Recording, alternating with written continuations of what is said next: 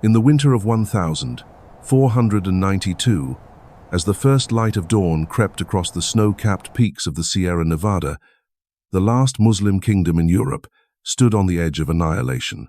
From the walls of Granada, defenders could see the smoke rising from the Christian camp of Santa Fe, a permanent settlement that proclaimed one terrifying truth. The Catholics were not leaving until the city surrendered. This was no ordinary siege. This was the final act of a drama that had unfolded across 8 centuries, the death knell of a civilization that had once ruled from the Pyrenees to Gibraltar. But how had it come to this? How had the heirs of Córdoba, the builders of the Alhambra, the masters of Al-Andalus, been reduced to defending a single city against the combined might of Castile and Aragon? The answer lies in betrayal, civil war, and the ruthless ambition of 2 monarchs who would stop at nothing to complete the Reconquista. What you're about to witness is not just the fall of Granada. It's the systematic destruction of 700 years of Moorish Spain, orchestrated by Ferdinand and Isabella with a precision that would reshape the world forever. The roots of this catastrophe stretched back to 1238, when Muhammad ibn Nasr established the Nasrid dynasty in Granada. For over 2 centuries, this kingdom had survived by playing a dangerous game, paying tribute to Christian rulers while maintaining its independence. The Nasrids built the magnificent Alhambra, created poetry that still moves hearts today, and preserved the last flame of Islamic learning in Western Europe. They were survivors, diplomats, artists and warriors all at once. Yet by 1482, the kingdom that had endured for nearly 250 years was tearing itself apart from within. The aging Sultan Abu al-Hasan Ali faced a rebellion from his own son, Muhammad XII, known to the Christians as Boabdil. This was no ordinary family dispute. It was a civil war that would hand Ferdinand and Isabella the keys to Granada on a silver platter. The spark that ignited this internal conflict came from an unlikely source. Abu al-Hasan Ali had grown tired of paying tribute to the Catholic monarchs. In 1481, when Castilian envoys arrived demanding the annual payment, the old sultan reportedly declared that the mints of Granada no longer coined gold, but steel. It was a defiant gesture that would cost his kingdom everything. Ferdinand and Isabella seized upon this refusal as the perfect excuse to launch what they called the Granada War. But they were not content with mere conquest. They wanted total victory, complete submission, and the absolute end of Islamic rule in Iberia. Their campaign would be methodical, relentless, and devastating in its efficiency. The Catholic monarchs brought innovations that the Muslims had never faced before. Artillery became their weapon of choice, massive bombards that could reduce ancient walls to rubble in days rather than months. Towns that might have withstood traditional sieges for years fell to cannon fire in weeks. The Christians had learned the lessons of gunpowder warfare, while Granada remained trapped in medieval tactics. Meanwhile, within Granada itself, the civil war between father and son was reaching its climax. Boabdil, backed by the powerful Abencerrages family, seized the Alhambra in 1482 and declared himself sultan. Abu al-Hasan Ali retreated to Malaga, splitting the kingdom's already limited resources between 2 rival courts. The timing could not have been worse. Ferdinand, ever the opportunist, watched this family drama unfold with calculating eyes. When Boabdil launched his first military campaign against the Christians in 1483, Ferdinand was ready. At the Battle of Lucena, Boabdil's forces were crushed, and the young pretender himself was taken prisoner. But instead of executing him or demanding an impossible ransom, Ferdinand made a decision that would echo through history.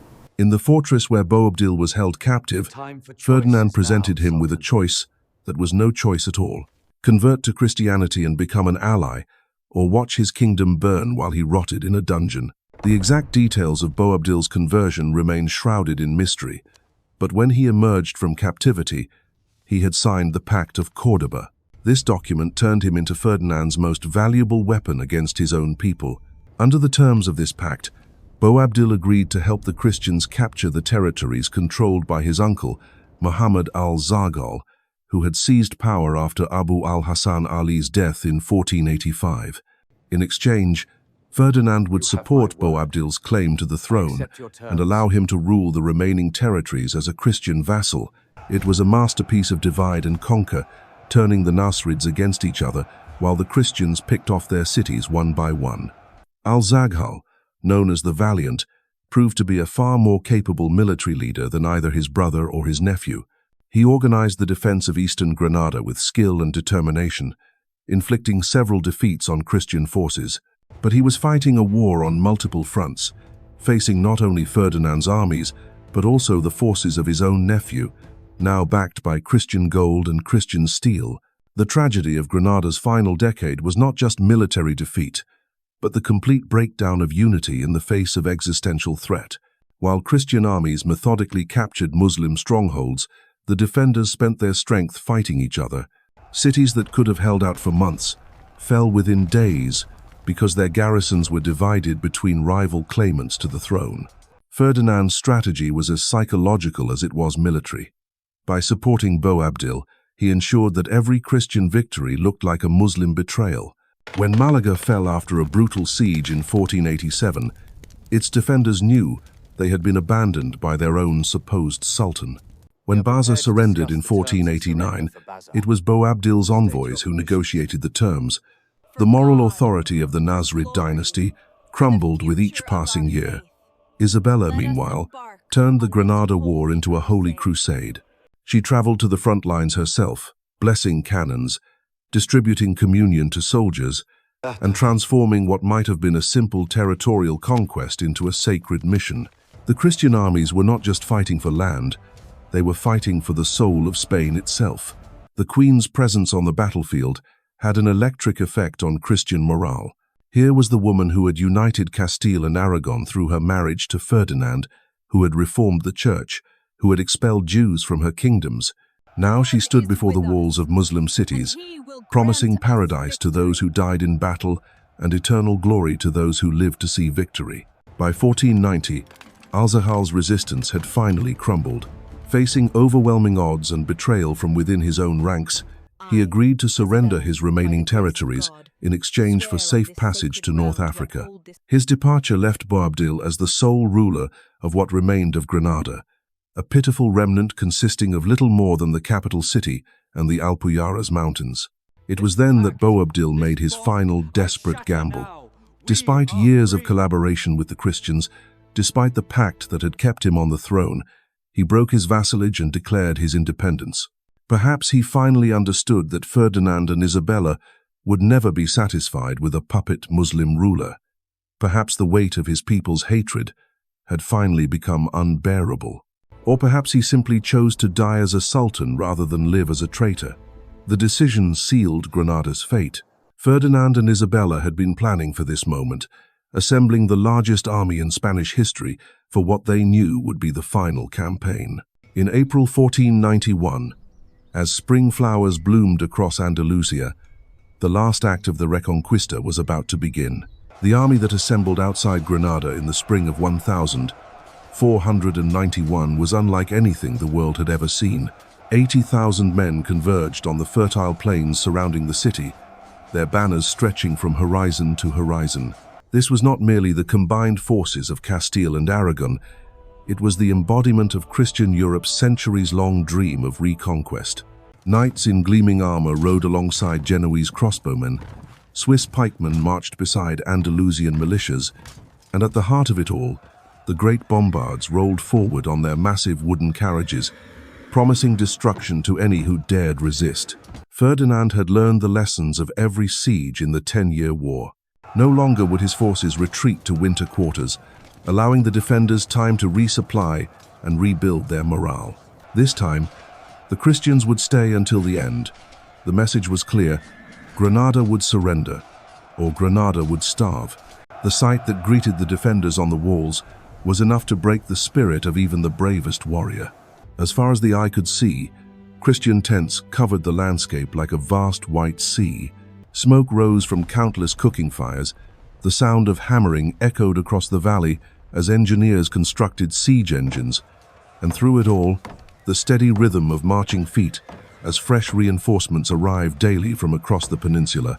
But it was what happened next that truly demonstrated Ferdinand's genius for psychological warfare. Instead of launching an immediate assault, he ordered his men to begin construction of a permanent settlement.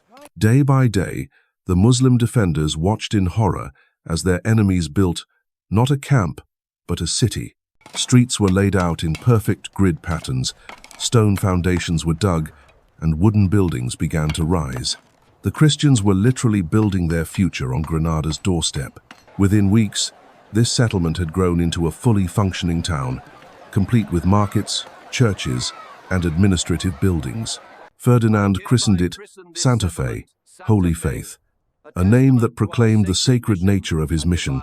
From the walls of Granada, Boabdil's soldiers could see Christian families moving into permanent homes, children playing in the streets, merchants conducting business as if this were any normal Spanish town. The psychological impact was devastating.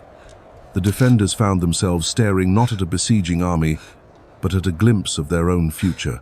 This was what Granada would become once the walls fell, a Christian city where Arabic would be forgotten and the call to prayer would be replaced by church bells.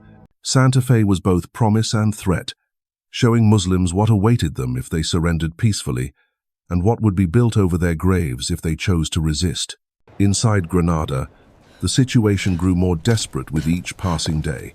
The city that had once been home to perhaps 200,000 souls now groaned under the weight of refugees from across the kingdom. Every village and town that had fallen to Christian armies had sent its surviving population fleeing to the capital. The streets overflowed with families who had lost everything, their possessions reduced to whatever they could carry on their backs. Food became scarce, then precious, then almost impossible to find. The Christians controlled every road, every mountain pass, every route by which supplies might enter the city. What little grain remained in the royal warehouses was carefully rationed, but even the most optimistic calculations showed it would not last through the summer. Mothers watched their children grow thin, merchants saw their shops empty one by one, and still the white tents of Santa Fe stretched endlessly across the horizon. Boabdil found himself trapped between impossible choices. His advisors whispered constantly in his ear, some urging surrender while others demanded a fight to the death. The Abencerrages family, who had helped place him on the throne, now split into factions arguing over whether to negotiate with the Christians or flee to North Africa. Trust became a luxury the city could not afford, as rumors of treachery spread through the narrow streets like plague. The young sultan sent desperate messages to every Muslim power he could reach. Letters flew to the Ottoman Empire, begging for ships and soldiers. Envoys traveled to North Africa, pleading for grain and gold. Messengers rode to Egypt, invoking the bonds of Islamic Brotherhood. But no help came. The Ottoman sultans were locked in their own wars. The rulers of North Africa faced their own crises, and Egypt's Mamluks could spare nothing for a distant kingdom they had never truly considered part of their world. Each rejection was another nail in Granada's coffin. The defenders began to understand that they stood alone, the last defenders of a dream that the rest of the Islamic world had already abandoned. Al-Andalus, once the jewel of Muslim Spain, had shrunk to a single city surrounded by enemies who grew stronger with every passing day. Ferdinand, meanwhile, demonstrated the patience of a master strategist. He knew that time was his greatest weapon, more deadly than any cannon or catapult. Every day that passed weakened Granada's resolve while strengthening his own position. Fresh supplies arrived regularly from across Spain, new recruits swelled his ranks, and the great engines of war were positioned with mathematical precision around the city's walls. The Catholic monarchs had also learned to exploit the deep divisions within Granada itself. Gold flowed like water into the pockets of Muslim officials, willing to provide information about the city's defenses, its food supplies, its morale. Some betrayals were small, a guard who left a gate unbarred, a merchant who revealed the location of hidden grain stores. Others were spectacular acts of treason that opened entire sections of the walls to Christian assault. Isabella herself arrived in Santa Fe during the autumn of 1491, her presence transforming the siege from a military operation into a religious crusade. She established her court in the new city, hearing petitions, dispensing justice, and demonstrating to the world that Christian rule had already replaced Muslim authority in this corner of Spain. Her daily prayers were offered in full view of Granada's walls, a constant reminder to the defenders of the faith that would soon claim their city. The Queen's arrival coincided with a series of increasingly desperate sorties by the Muslim garrison. Night after night, small groups of warriors crept from the city gates, hoping to destroy Christian siege engines or capture supplies. These raids achieved little beyond adding to the growing pile of Muslim dead in the no-man's land between the armies. Each failed attack weakened Granada's already stretched defenses and provided Ferdinand with fresh intelligence about the city's remaining strength. As winter approached, even the most optimistic defenders began to accept the inevitable. The walls that had protected Granada for centuries could not protect it from starvation. The wells that had never run dry could not fill empty stomachs. The faith that had sustained the kingdom through 2.5 centuries of struggle was being tested beyond endurance. In the narrow alleys of the Albaycin, families gathered around dying fires and spoke in whispers of surrender. In the palaces of the Alhambra, courtiers who had once composed poetry about eternal Muslim rule now drafted letters of submission. Even in the mosques, where imams had preached holy war just months before, prayers increasingly focused on divine mercy rather than divine victory. Boabdil himself seemed to age years in the space of months. The young man who had once dreamed of restoring his kingdom's former glory now spent his days staring from the Torre de Comares across the valley towards Santa Fe, watching the smoke rise from Christian hearths. His mother, Aixa, the woman who had helped orchestrate his rise to power, now pressed him daily to consider terms of surrender before the city's suffering became unbearable. The end was approaching with the inexorable certainty of winter's chill. In the Christian camp, preparations began for the final ceremonies of conquest. In the Muslim city, a civilization prepared to breathe its last. November brought the first serious negotiations.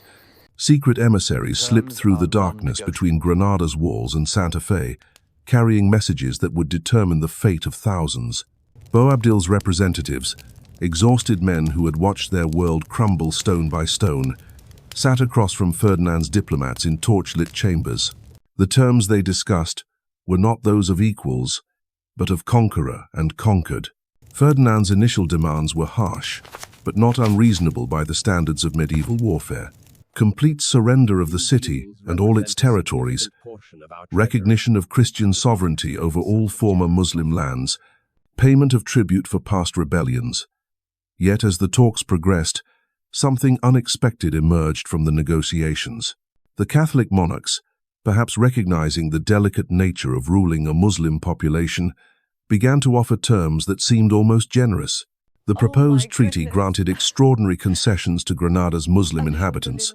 They could keep their property, practice their religion, and maintain their customs under Christian rule. Local magistrates would be elected from among the Muslim population. Arabic could continue to be spoken and written.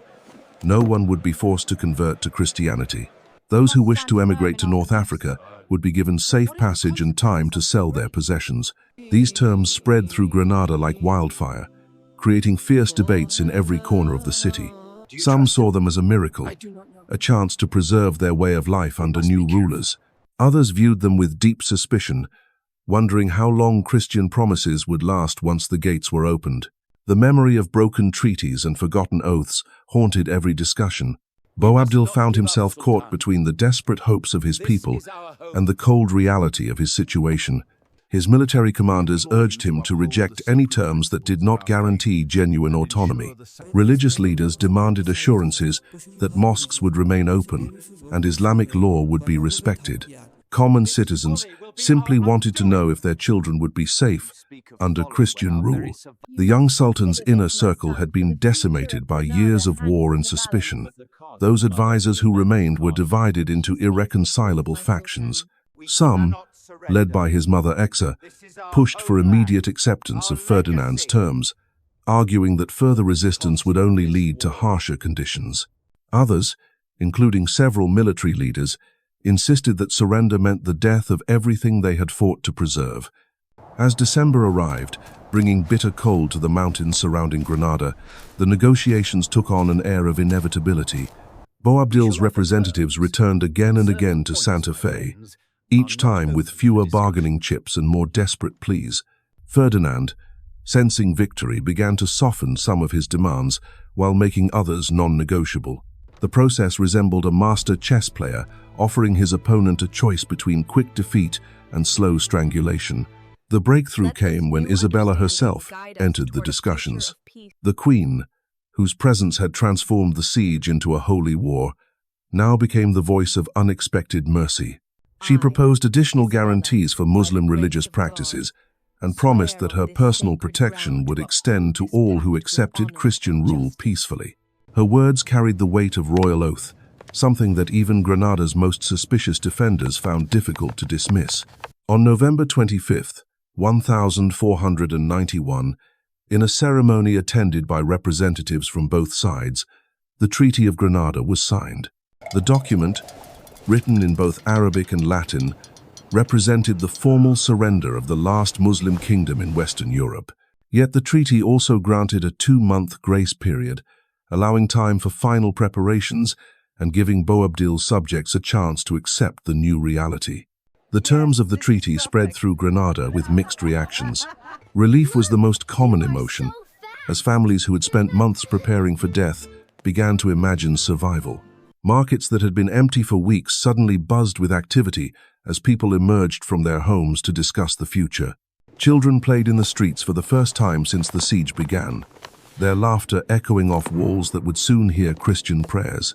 But beneath the surface relief, deeper currents of grief and anger flowed through the city. In the Alhambra's ornate chambers, courtiers packed precious manuscripts and artwork, trying to preserve what they could of their cultural heritage. Scholars debated whether to remain and risk seeing their life's work destroyed, or flee to uncertain exile in North Africa. Poets composed final verses about the glory that was ending and the darkness that lay ahead. The 2-month waiting period created a strange atmosphere of suspended animation. Christian merchants began appearing in Granada's markets, selling goods and establishing trade relationships for the future. Muslim families held long discussions about whether to stay or leave, weighing love of homeland against fear of persecution. The city existed in a twilight state, neither fully Muslim nor Christian, neither at war nor at peace. Ferdinand used this time to make final preparations for the transfer of power. Christian administrators were briefed on local customs and laws. Clergy were instructed on the treaty's religious provisions. Military commanders planned the occupation with careful attention to avoiding incidents that might spark resistance. Every detail was orchestrated to ensure that the transition would be as smooth as possible. Isabella, meanwhile, focused on the symbolic aspects of the conquest. She commissioned artists to design banners that would fly over the Alhambra, selected the hymns that would be sung at the victory celebration, and chose the biblical passages that would be read to mark the completion of the Reconquista. For her, Granada's fall represented not just military triumph, but divine vindication of her life's work. As the new year approached, both sides began the delicate process of implementing the treaty. Christian officials toured the city to familiarize themselves with its layout and population. Muslim leaders compiled lists of properties and religious sites that would need protection under the new regime. Interpreters worked frantically to translate legal documents and administrative records from Arabic to Latin. The final days of December brought a series of farewell ceremonies that were both celebration and funeral. Families gathered in mosques for what they knew might be their last communal prayers under Muslim rule. Merchants closed shops that had operated for generations, uncertain whether they would reopen under Christian management. Students at Granada's ancient schools packed their books, unsure if Islamic learning would have a place in the new order. Boabdil himself seemed to withdraw from public life during these final weeks. The young man who had once dreamed of rivaling the great sultans of Córdoba now spent his days in the gardens of the Alhambra, walking among fountains that would soon echo with foreign voices. His mother Exa, ever practical, supervised the packing of the royal treasury and the preparation of documents that would ensure their safe passage to exile. On the last night of 1491, Granada held its breath. Tomorrow would bring the end of everything that had defined the city for nearly 8 centuries. The call to prayer echoed across the rooftops one final time under Muslim rule, a haunting melody that seemed to carry the weight of accumulated centuries. In the darkness, families said prayers for the dead, for the living, and for the uncertain future that awaited them all. The morning of January 2nd, 1492, dawned clear and cold. From the walls of Granada, the defenders could see Christian banners being prepared for the victory parade. In Santa Fe, trumpets sounded the assembly as Ferdinand and Isabella prepared for their moment of ultimate triumph. The stage was set for the final act of a drama that had begun with the Muslim conquest of 711. As the sun climbed higher in the winter sky, the gates of Granada slowly opened. The last chapter of Muslim Spain was about to end, not with the clash of swords, but with the quiet ceremony of surrender. 8 centuries of Islamic rule in Iberia would conclude in a few hours of formal ritual, marking the completion of the Reconquista and the birth of a Spain that would soon reshape the world. And so, on that cold January morning in 1492, as Boabdil handed Ferdinand the keys to Granada, and legend claims he shed his last tear for what he could not defend, more than a city fell. 7 centuries of Islamic civilization in Europe breathed its final breath. The Reconquista was complete, but this was merely the beginning. With Granada's gold filling their coffers and no more Muslim kingdoms to conquer, Ferdinand and Isabella would turn their gaze westward, funding a Genoese navigator named Columbus who waited in their court. The fall of Granada didn't just end the Middle Ages in Spain. It launched the age of global empire, forever changing the world.